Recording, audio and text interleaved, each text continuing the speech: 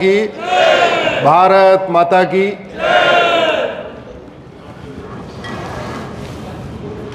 समय बड़ा बलवान होता है। इस हॉल में मैं 3 वर्ष या 4 वर्ष पहले भी कुशाभाऊ ठाकरे 5 वर्ष पहले 2020 में इसी कार्यक्रम में आपने मुझे बुलाया था। मैं पूरे फाउंडेशन की टीम को धन्यवाद देता हूं, आभार व्यक्त करता हूं। मंच पर हमारे वीर सैनिक बैठे हुए हैं, आपको प्रणाम करता हूं। सामने उपस्थित सभी हमसे जो बड़े हैं मैं सबको प्रणाम करता हूं। जो हमारे बराबर के हैं कुछ लोग हैं उनको स्नेह भेंट करता हूं, जो हमसे छोटे हैं उनको आशीर्वाद देता हूं। मैंने 7 साल पहले ये PIL फाइल किया था। भारत में 1 नेशन 1 इलेक्शन होना चाहिए, ये PIL मैंने 7 साल पहले फाइल किया था। और आपके बीच में वही बातें बताने जा रहा हूं जो मैंने कोर्ट में एफिडेविट पे कहा था। जो लाके शोधार्थी हैं वो चाहें तो मैं उनको अपने पिटीशन की PDF भी भेज दूंगा, उस पर डिटेल रिसर्च भी कर सकते हैं। तो पहली बात तो ये बताऊं कि ये 1 नेशन 1 इलेक्शन उतना ही कठिन है जितना आर्टिकल 370 को हटाना। समझ गए आप? पहले 70 साल से क्या हो रहा था, आर्टिकल 370 हट ही नहीं सकती, बहुत दिक्कत आएगी, 2/3 बहुमत चाहिए, ये चाहिए, कहां से 2/3 आएगा। आर्टिकल 370 हटा कि नहीं हटा? जोर से बोलिए जरा। 2/3 की जरूरत पड़ी क्या? नहीं। वैसे 1 नेशन 1 इलेक्शन भी आराम से हो जाएगा। उसमें भी कुछ पेच हैं, लेकिन उन पेच को मैं नहीं बताऊंगा, सरकार उसको पार्लियामेंट में बताएगी। हमें जहां बताना था हमने बता दिया कि 1 नेशन 1 इलेक्शन कैसे हो सकता है। भारत में 1 नेशन 1 इलेक्शन होता था। 1951-52 में 1 नेशन 1 इलेक्शन हुआ, 57 में 1 नेशन 1 इलेक्शन हुआ, 1962 में 1 नेशन 1 इलेक्शन हुआ। जब तक नेहरू जी प्रधानमंत्री थे तब तक 1 नेशन 1 इलेक्शन हुआ। गड़बड़ी शुरू हुई जब बेटी प्रधानमंत्री हुई, और बेटी के प्रधानमंत्री से ज्यादा गड़बड़ी शुरू हुई जब बेटी का बेटा राजनीति में इंटरेस्ट लेने लग गया।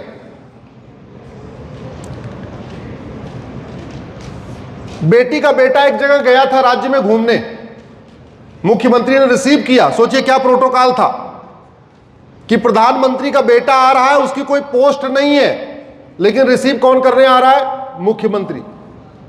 और मुख्यमंत्री की हरकत उसको पसंद नहीं आई, नहीं अच्छा लगा। क्या पता मुख्यमंत्री की बातचीत नहीं अच्छी लगी हो, क्या पता मुख्यमंत्री का कपड़ा ना अच्छा लगा हो, भगवान जाने क्या हुआ। 1 हफ्ते पूरे घूमने के दौरान एक मंत्री था वहां पे, वो मंत्री बेटे को अच्छा लग गया। उसके बाद जब बेटा घूम के आया तो मां से बोला ये मुख्यमंत्री बेकार है, ये मंत्री अच्छा है। तो मां ने क्या किया, मंत्री को मुख्यमंत्री बना दिया और मुख्यमंत्री को, जोर से बोलिए जरा, और उसके बाद विद्रोह हो गया। विद्रोह हो गई, सरकार भंग हो गई। तो 1 नेशन 1 इलेक्शन की जो साइकिल टूटी है वो 1966 के बाद टूटी है, जब इंदिरा जी प्रधानमंत्री बनी। हालांकि 67 वाला जो इलेक्शन हुआ था उसमें प्रधानमंत्री इंदिरा जी थी, उस समय भी 1 नेशन इलेक्शन हो गया था। लेकिन 77 के बाद बहुत तेजी के साथ राष्ट्रपति शासन लगना शुरू हुआ, और राष्ट्रपति शासन मनमाने तरीके से लगना शुरू हुआ। किसी ने जितनी बड़ी पोटली पहुंचानी थी दिल्ली, वो पोटली नहीं पहुंचाई, छोटी पोटली कर दिया तो राष्ट्रपति शासन लगा दिया। किसी दिन बेटे को घुमाने में कोई लापरवाही कर दिया तो राष्ट्रपति शासन लगा दिया। कहीं कहीं ऐसे भी हुआ राज्य में, बेटा गया, बेटे को एक दूसरा व्यक्ति अच्छा लग गया, कोई मंत्री अच्छा लग गया, विधायक अच्छा लग गया, उसको मुख्यमंत्री बना दिया, इसलिए वहां पे विद्रोह हो गया तो राष्ट्रपति शासन लग गया।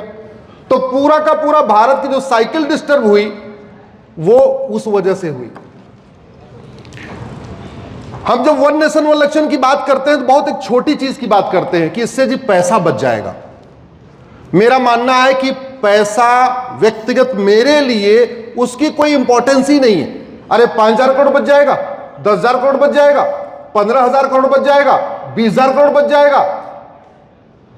जो बड़ी चीजें होगी वन नेशन वन इलेक्शन से, उस पर चर्चा नहीं होती है। मैं आपसे उस पर चर्चा करूंगा।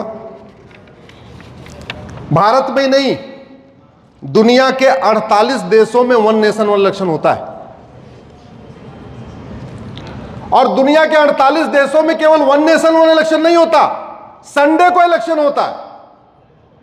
मतलब वहां 5 डे वर्किंग होती है, सैटरडे को पोलिंग बूथ जो पोलिंग कराने वाले हैं पहुंचते हैं, और संडे इलेक्शन हो जाता है, और मंडे से फिर काम शुरू हो जाता है। सोचिए जरा उन 48 देशों की सोच देखिए कि एक दिन छुट्टी न करना पड़े, इसलिए संडे इलेक्शन होता है। मेरे साथ जोर से बोलिए, अल्बानिया में संडे इलेक्शन होता है और वन नेशन वन इलेक्शन होता है। अर्जेंटीना में संडे इलेक्शन होता है और ऑस्ट्रिया में संडे इलेक्शन और one nation one election. Belgium में संडे इलेक्शन और वन नेशन इलेक्शन। बोलीविया में, बोस्निया में, ब्राजील में संडे इलेक्शन होता है और वन नेशन इलेक्शन होता है। और संडे और ब्राजील की इसलिए मैं विशेष बात करूंगा कि ब्राजील का क्षेत्रफल हमसे 2.5 गुना ज्यादा है। जो भारत का क्षेत्रफल है उसका 2.5 गुना बड़ा है ब्राजील। वहां पे भी संडे को इलेक्शन होता है और वन नेशन इलेक्शन होता है। Bulgaria, Chile, Colombia, Croatia, Cyprus, Finland Sunday election होता है और वन नेशन इलेक्शन होता है। France, Germany, Greece, Hong Kong, Hungary, बाकी तो छोड़ो, नाना जी के यहां भी वन नेशन इलेक्शन होता है। इटली में भी संडे को इलेक्शन होता है और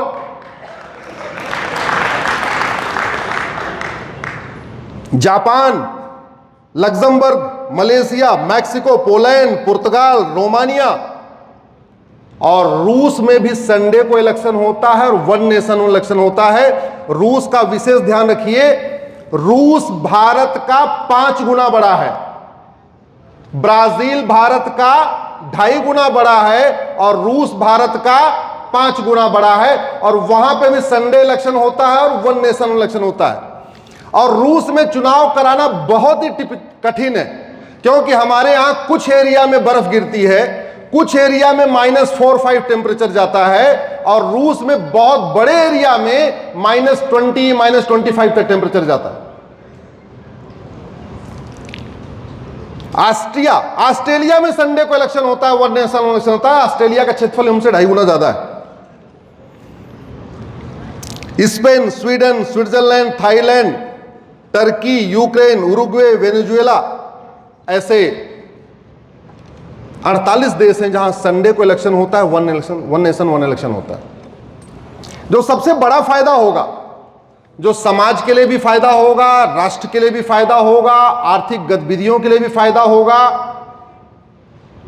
आर्थिक विकास के लिए फायदा होगा, भौतिक विकास के लिए फायदा होगा, आध्यात्मिक विकास के लिए फायदा होगा, नैतिक विकास के लिए फायदा होगा, चारित्रिक विकास के लिए फायदा होगा, कि आप जरा ध्यान से देखिए, जाति का जहर सामान्य परिस्थितियों में ज्यादा घोला जाता है इलेक्शन के पहले। जोर से बोलिए जरा, इलेक्शन के पहले। तो हर साल इलेक्शन होता है, तो हर साल इलेक्शन के पहले जाति का जहर शुरू हो जाता है। आज जब 55 महीने तक इलेक्शन होगा ही नहीं, एक बार इलेक्शन होगा 5 साल में, 5 साल में हो गए 60 महीने, तो 60 महीने में 55 महीने शांति रहेगी।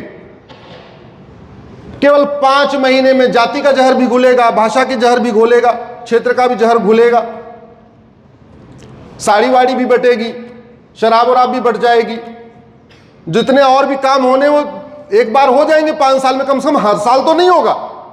अभी तो क्या हर साल वो काम हो रहा है, अगड़े पिछड़े के आधार पे बांट रहे हैं, दलित बनाम पिछड़ा कर रहे हैं, ये कर रहे हैं, वो कर रहे हैं, दुनिया भर का, और संविधान की शपथ लेके कर रहे हैं। सबसे बड़ा काम वो होगा।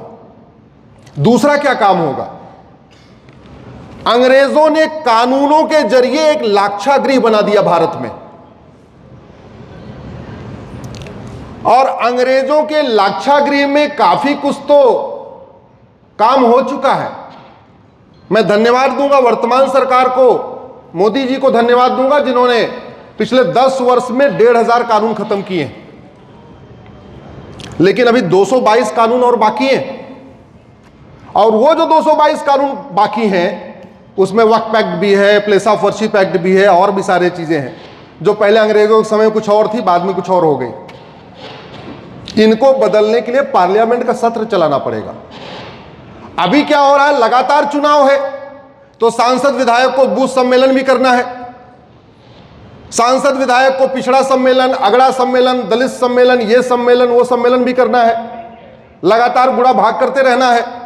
संसद विधानसभा में कम ध्यान है, इधर बूथ पे ज्यादा ध्यान है, कहां कितनी वोट है, कहां कितनी वोट है, कहां कितनी वोट है।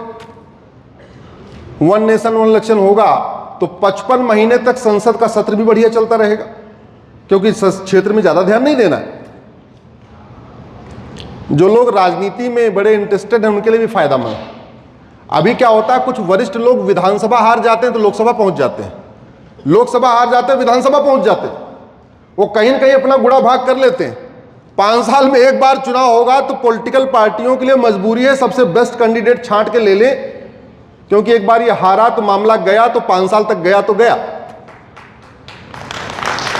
कुशाभाऊ ठाकरे फाउंडेशन के लोग ज्यादा ताली बजा रहे हैं, लगता है इसमें कुछ लोग इंटरेस्टेड हैं। कुछ लोग इसके लाभार्थी होने वाले हैं उस वन नेशन वन इलेक्शन के। वन नेशन वन इलेक्शन से